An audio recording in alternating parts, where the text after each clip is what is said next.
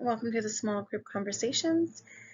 I'm Lesley, and let's see how this works, shall we?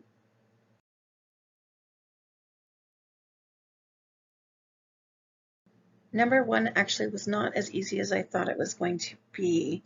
Choosing a location or something that could be improved upon is always something that we're working towards and striving towards.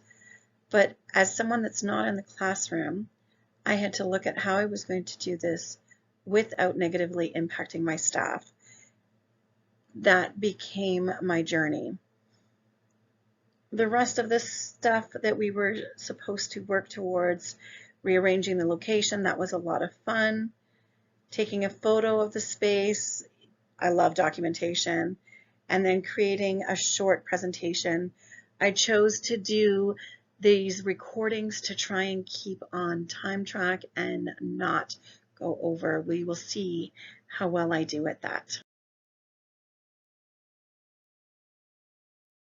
You'll notice that our rooms are very bright. You'll notice that we have a lot of wood products, and you will notice that we are working collectively towards being a Reggio-inspired space.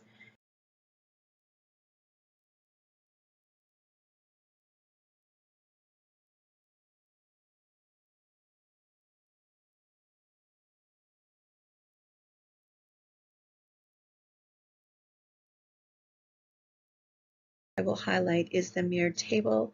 We have done 5 different locations of mirrors in this room, and it is done quite purposefully. We have a little one that is nonverbal, that works very hard every day, manipulating their tongue and their mouth as they're practicing their words and sounds.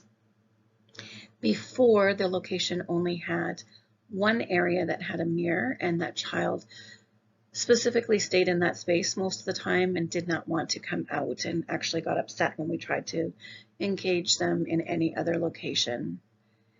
The last thing I will talk about is the big comfy couch and all the ICC stuff.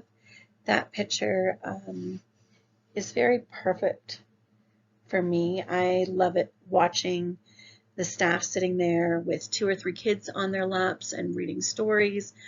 I love that Tucker the turtle is hanging in the shear, and the kids are always climbing up onto the chair so that they can reach him and bring him down and bring him to the stories, and it is a space that is really fun to watch. I love that when I see Tucker coming out, he engages throughout the room with the kids, and then it's even more fun at the end of the day when I find that someone has put him back in his little perch there. So I love the room. And the last part is our summary. So here's my learning. My children loved this space. I think, like every child, when there's something new that comes into the location and into their environment, they have to try and figure it out. Some do it a little bit slower, and some are all in tenfold. I'm happy to say that the kids were fully engaged and super excited to explore their space and their location. My staff, I have the most amazing staff for allowing me to commandeer their space. Special thanks to Emily for allowing me to take it over and see where it went. I'm very grateful for that opportunity. My office partner, I want to have a shout out for Maria. She was amazing.